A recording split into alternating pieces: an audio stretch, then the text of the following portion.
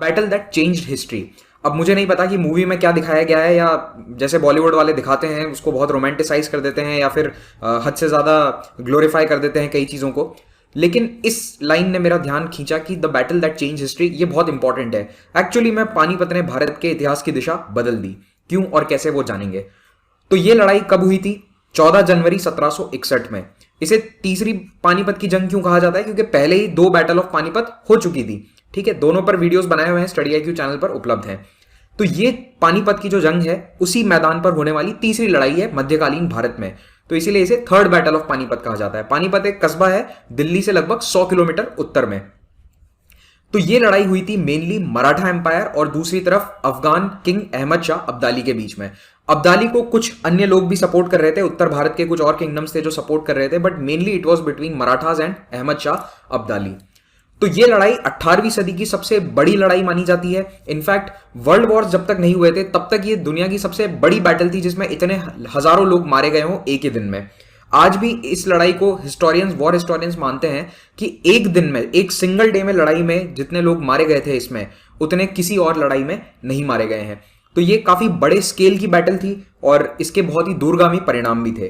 तो पानीपत की इस जंग में एक तरफ था मराठा पावर और मराठा पावर को लीड करते थे पेशवास। मराठास के डी फैक्टो रूलर्स, यानी पूरी तरह से उन्हें रूल करने वाले, एक्चुअल में रूल करने वाले थे पेशवास। हालांकि नाम के लिए छत्रपति होते थे राजा, टाइटुलर हेड थे वो, जैसे आज प्रेसिडेंट होते हैं, लेकिन एक्चुअल पावर भारत में सारी किसके पास होती है? प्राइम मिनिस्टर के पास। कुछ उसी तरह का सेटअप आप समझ लीजिए। तो पेशवास के पास कंप्लीटली पावर आ जाती है हाथ में 1713 से, और बालाजी विश्वनाथ और उनके बाद बाजीराव फर्स्ट मराठा पावर को अपने चरम पर पहुंचा देते हैं। स्पेशली बाजीराव फर्स्ट, इन्होंने अपने 20 साल के कार्यकाल में कई लड़ाइयां लड़ी और मराठा पावर को महाराष्ट्र के केवल इस एरिया से एक्सपांड करते हुए लगभग पूरे उत्तर और केंद्रीय भारत में स्थापित कर दिया। बाजीराव के बाद उनके बेटे बालाजी बाजीराव बनते हैं पेशवा।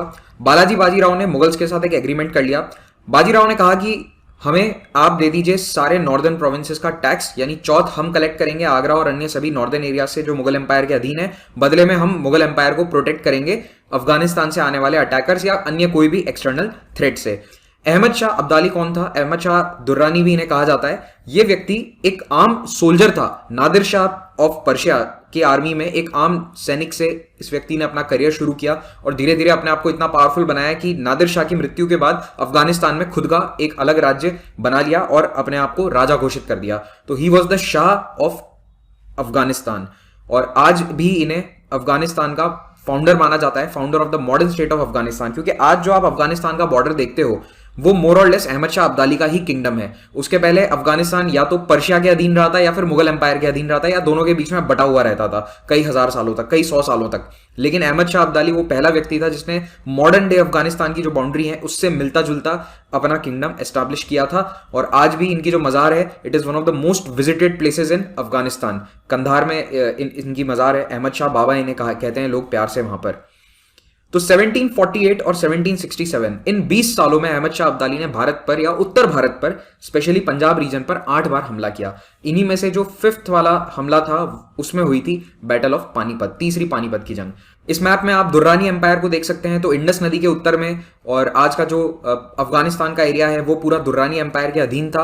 और यहां पर आपको जो पीच कलर में नजर आएगा ये है मराठा एम्पायर। अब यहां पर मुगल्स आपको नजर नहीं आएंगे क्योंकि मुगल्स का पावर खत्म हो चुका था। मुगल्स केवल नाम में शासक थे, एक्चुअल पावर सारी मराठास के पास थी, टैक्स कलेक्शन की, सिक्योरिटी की। तो यहां पर राइट अप टिल इंडस नदी मराठा पावर देखने को मिला था। एटॉक के किले से शुरू होकर यहां दक्षिण में ऑलमोस्ट तमिलनाडु तक मराठा ध्वज फहराता था 1760 में। और एक और इंपॉर्टेंट प्लेयर जो आपको पता होना चाहिए इस लड़ाई में वो है अवध, किंगडम ऑफ अवध। यहां पर आपको देखने को मिलेगा नवाब है शुजा-उद-दौला और लास्ट है रोहिल्लास। तो ये वाला इलाका जो है आज जो पश्चिमी उत्तर प्रदेश है, मुरादाबाद, बरेली, देहरादून के पास वाला एरिया, वो सभी रोहिल खंड कहलाता है। और रोहिल्ला कौन थे? रोहिल्ला अफगान थे, एथनिकली देवर अफगान्स, जो मुगल शासन के दौरान या फिर सल्तनत पीरियड के दौरान अफगानिस्तान से धीरे धीरे आकर यहां पर बसना शुरू हो गए थे और आर्मी में जॉब करते थे, काफी इंपॉर्टेंट पोजीशंस भी थे। तो रोहिल्लास भी इस लड़ाई में एक इंपॉर्टेंट पावर है, रोहिल्लास और उनका लीडर नजीब-उद-दौला। तो रोहिल्ला चीफ नजीब-उद-दौला जो है, इन्होंने अल्टीमेटली पानीपत की लड़ाई में किसका साथ दिया था? अहमद शाह अब्दाली का। तो 1757 में अब्दाली अपने चौथे कैंपेन पर आया। दिल्ली को फिर से लूटा गया और पंजाब और कश्मीर को कैप्चर कर लिया गया और अपने बेटे तिमूर शाह दुर्रानी को लाहौर में छोड़कर वो चला गया फिर से अफगानिस्तान। लेकिन तैमूर शाह के खिलाफ मराठास ने अपनी आर्मी भेजी और दिल्ली फिर से जीत ली गई। 1757 में मराठास ने दिल्ली को कैप्चर करके फिर से मुगल्स को दे दिया। रोहिल्लास को भी हराया गया क्योंकि रोहिल्लास ने साइड चेंज कर ली थी इस समय तक और मुगल्स की जगह वो अब्दाली का साथ दे रहे थे। और 58 और 59 में 1758-59 में मराठा पावर अफगानिस्तान बॉर्डर तक पहुंच चुका था फिर से। अब दिसंबर 1759 में अब्दाली डिसाइड करता है कि मैं फिर से अटैक करूंगा क्योंकि उसका बेटा जो है तैमूर शाह दुर्रानी वो लाहौर छोड़ के उसे भागना पड़ा था, तो वो इससे नाराज हो गया। उसने कहा फिर से हमें पंजाब रिकैप्चर करना पड़ेगा। तो दिसंबर 59 में दुर्रानी अपनी आर्मीज लेकर अफगानिस्तान से खैबर पास से होते हुए फिर से पंजाब आता है और ये 5वां अटैक है। जब अब्दाली के पंजाब में आने की खबर पहुंचती है पूना यानी पेशवा के पास, तो पेशवा नाना साहेब, ये दूसरा नाम था बालाजी बाजीराव का, नाना साहेब अपने कजिन यानी चचेरे भाई सदाशिव राव को ये जिम्मेदारी देते हैं कि आप मराठा कैंपेन को लीड करिए, आर्मी को लीड करिए। और अपने खुद के 20 साल के बेटे विश्वास राव को भी इस कैंपेन पे भेजा जाता है क्योंकि विश्वास राव अगर अगले पेशवा बनते हैं तो उन्हें आर्मी का बैटल का एक्सपीरियंस होना जरूरी है। सदाशिव राव भाऊ कौन थे? सदाशिव राव भाऊ जो हैं वो चीमाजी अप्पा के बेटे थे। Chimaji Appa is the brother of Bajirao Peshwa. कुल मिलाकर इतना ध्यान रखिए कि ये पिछले पेशवा बाजीराव के भतीजे थे और इन्हें बनाया गया आर्मी कमांडर। तो ये पेशवा फैमिली का फैमिली ट्री है। यहां पर आप देख सकते हैं बालाजी बाजीराव, नाना साहेब और उनके कजिन सदाशिव राव भाऊ। यहां पर कुछ पॉलिटिक्स ऐसी चली थी कि रघुनाथ राव जो सबसे ज्यादा एक्सपीरियंस थे, पेशवा के खुद के सगे भाई, उन्हें क्यों नहीं भेजा गया जबकि ये ज्यादा एक्सपीरियंस थे और इन्होंने ही 58-59 में नॉर्थ वेस्ट जो एरियाज है वो मराठास के लिए जीते थे, तो इन्हें उस नॉर्दर्न टेरिटरी का एक्सपीरियंस भी था। जबकि सदाशिव राव भाऊ को कभी नॉर्थ में नहीं भेजा गया था, इन्होंने मोस्टली अपनी लड़ाइयां सदर्न एरियाज में ही लड़ी थी, या तो मैसूर के खिलाफ या फिर डेक्कन में निजाम के खिलाफ। तो रघुनाथ राव ने मना कर दिया था कि मैं लीड नहीं करूंगा due to some internal politics. तो यहां पर यह भी एक बड़ा रीजन माना जाता है कि जो मोर एक्सपीरियंस्ड आर्मी लीडरशिप थी, जनरलशिप थी, वो इस लड़ाई में गई नहीं। जबकि सदाशिव राव भी एक्सपीरियंस थे but he was still relatively young, 30 साल की उम्र थी और 10-12 साल का लड़ाई का एक्सपीरियंस डेफिनेटली था, बट रघुनाथ राव की तरह उन्हें नॉर्दर्न एरियाज का एक्सपीरियंस नहीं था। और ऐसा माना जाता है कि रघुनाथ राव पॉलिटिकली ज्यादा समझदार थे, डिप्लोमेसी में ज्यादा अच्छे थे, जबकि सदाशिव राव भाऊ डिप्लोमेसी में इतने अच्छे नहीं थे। इन्होंने किसी को साथ लेने से मना कर दिया, डिप्लोमेसी में ही वॉज वेरी पुअर।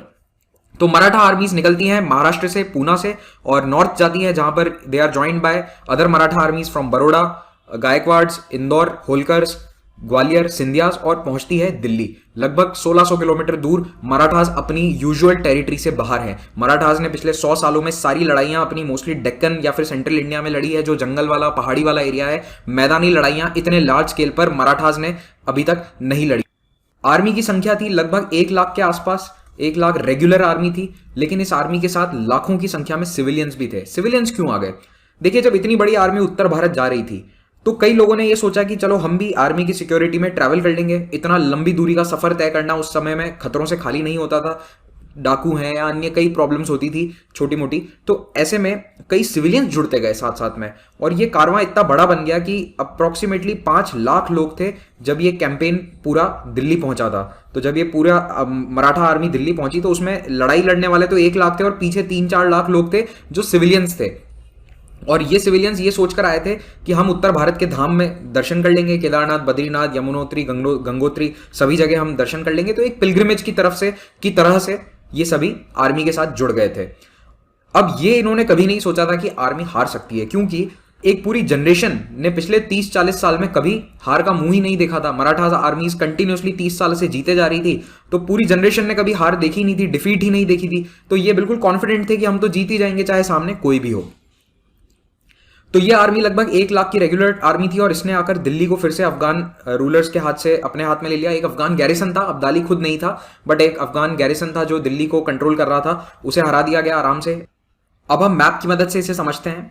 देखिए, भारत का ये नक्शा है और यहाँ पर महाराष्ट्र से, पूना से निकली थी मराठा आर्मीज और पूरा भारत क्रॉस करके लगभग 1600 किलोमीटर दूर पहुंचती है दिल्ली तक।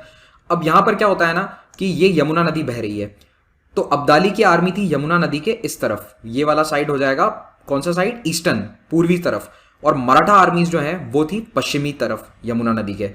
तो मराठा सब दिल्ली को कैप्चर कर चुके थे, तो उन्हें पानीपत जाने की क्या जरूरत आ पड़ी? देखिए, दिल्ली को ऑलरेडी अफगान्स ने लूटा हुआ था, खजाने में कुछ नहीं बचा था, मराठास को सप्लाईज चाहिए थी, पैसा चाहिए था आर्मी कैंपेन को आगे बढ़ाने के लिए, और 5 लाख लोग हैं, इनके खाने पीने की व्यवस्था करना भी अपने आप में एक बहुत बड़ा टास्क होता है।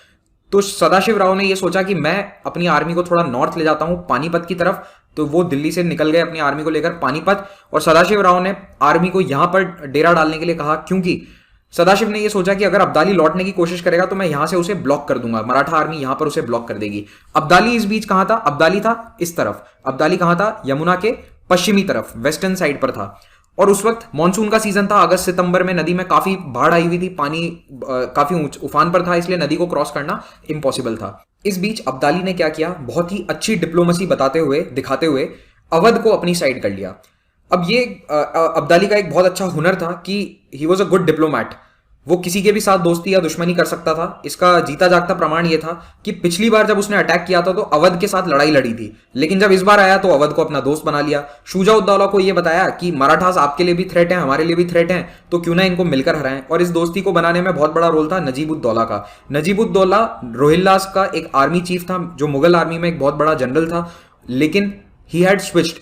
1757 में ही उसने अब्दाली का साथ देना शुरू कर दिया था। जब पिछली बार अब्दाली ने अटैक किया तभी वो मुगल्स की सर्विस छोड़कर अब्दाली के साथ हो लिया था। तो नजीब-उद-दौला ने ये डील ब्रोकर करवाई, और अवध के साथ आने से एक बहुत बड़ा मिलिट्री सपोर्ट मिलता है अब्दाली को, क्योंकि अवध के पास काफी संख्या में सैनिक थे, बहुत बड़ी फौज थी। तो अब्दाली प्लस नजीब-उद-दौला के रोहिल्ला और शुजा-उद-दौला फ्रॉम अवध, इन तीन की कंबाइंड आर्मी अब आ गई थी मराठास के सामने।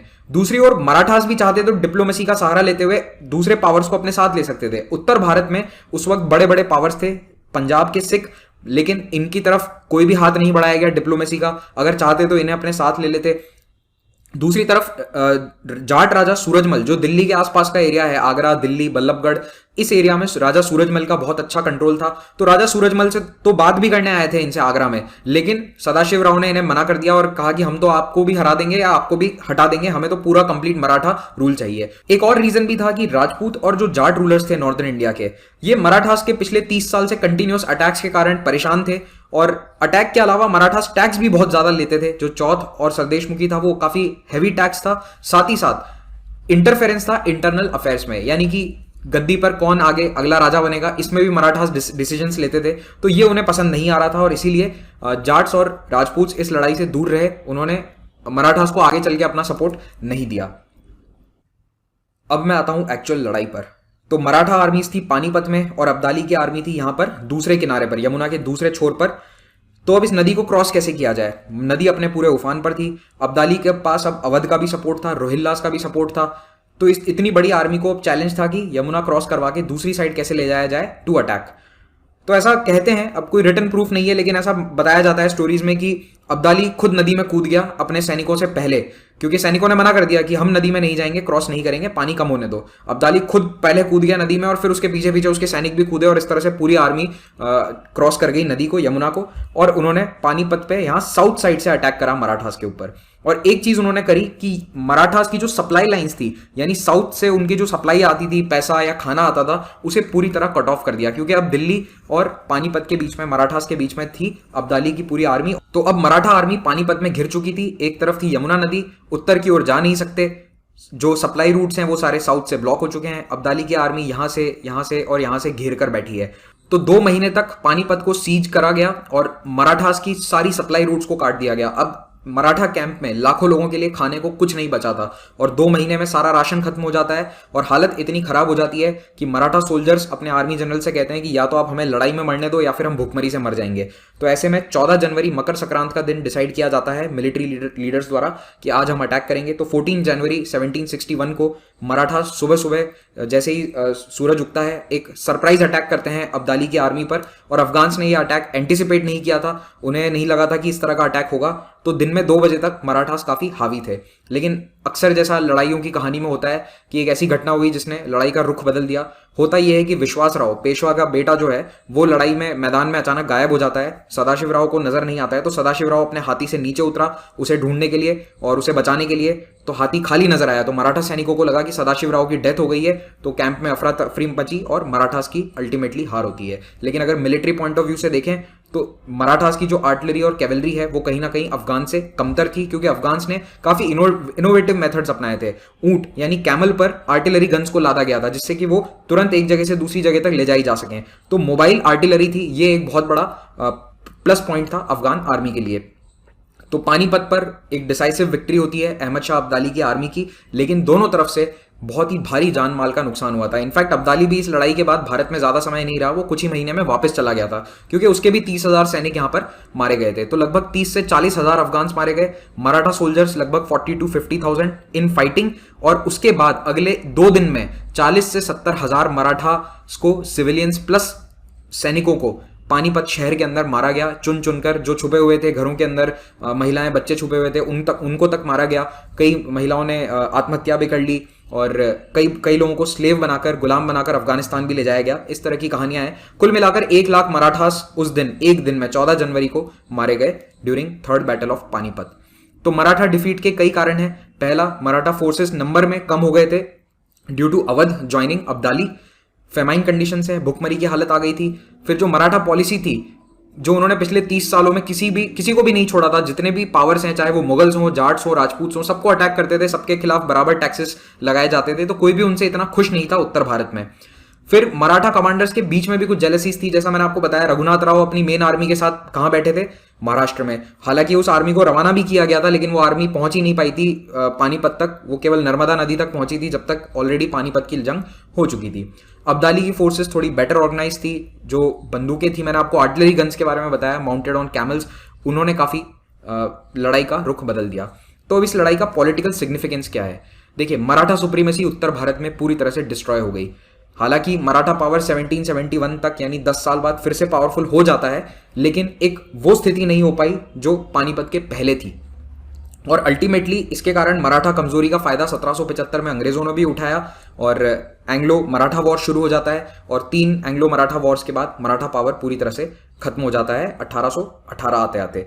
पानीपत की जंग में क्योंकि बड़े बड़े आर्मी जनरल्स की डेथ हो गई थी, जैसे सदाशिव राव और विश्वास राव, तो उसके कारण जो रघुनाथ राव थे, उनके एम्बिशन बढ़ गए। उन्होंने सोचा मैं पेशवा बनूंगा। तो उन्हीं के कारण फर्स्ट एंग्लो मराठा वॉर शुरू होता है, रघुनाथ राव के पेशवा बनने के एम्बिशंस के कारण। लेकिन इस लड़ाई का सबसे बड़ा जो दूरगामी परिणाम है वो ये था कि पूरे भारत में एक पावर वैक्यूम बन गया था, क्योंकि 18वीं सदी में मराठा पावर सबसे इंपॉर्टेंट था और ब्रिटिशर्स उस समय इतने पावरफुल नहीं थे। लेकिन मराठास के हारने के कारण ब्रिटिशर्स को एक सुनहरा अवसर मिल गया अपने एम्पायर को बढ़ाने का। तो इस लड़ाई में जिन्होंने हिस्सा नहीं लिया था, अल्टीमेटली उन्हें सबसे ज्यादा फायदा हुआ। सिखों ने अपना एम्पायर बना लिया पंजाब में। आने वाले 20 साल में सिख एम्पायर शुरू हो चुका था। जाट्स भी बहुत पावरफुल हो गए, उन्होंने अपने किंगडम एस्टैब्लिश कर लिए दिल्ली और आगरा के रीजन के आसपास। ईस्ट इंडिया कंपनी ने प्लासी, फिर बक्सर और आगे लड़ाइयां जीतते हुए ऑलमोस्ट पूरे भारत पे 50 साल में कब्जा कर लिया। और मुगल एम्पायर, जो पहले भी नाम का था इस लड़ाई के, वो इस लड़ाई के बाद भी वैसा का वैसा नाम का रहा। मुगल एम्पायर के पास कोई पावर नहीं थी। तो कुल मिला के इस उत्तर भारत के पावर वैक्यूम का सबसे बड़ा फायदा उठाया ईस्ट इंडिया कंपनी ने। तो शायद पानीपत की तीसरी जंग में अगर मराठास जीत जाते तो आज भारत में ब्रिटिश हुकूमत नहीं होती, क्योंकि मराठास अगर इतने पावरफुल होते तो ब्रिटिशर्स उन पर कभी अटैक नहीं कर सकते थे। तो जहां 1765 में ब्रिटिश एम्पायर कुछ इस तरह का नजर आता था, केवल बंगाल वाले एरिया में इनका रूल था और यहां पर मराठास हारने के बावजूद ऑलमोस्ट पूरा सेंट्रल इंडिया और डेक्कन कंट्रोल करते थे। 1823 आते आते आप देखिए, ब्रिटिश हुकूमत जो है पिंक कलर में डायरेक्टली कंट्रोल्ड एरियाज और ब्लू कलर में जो उनके अधीन प्रिंसली स्टेट्स थे वो हैं। तो पूरा भारत सिवाय एक सिख एम्पायर के बड़े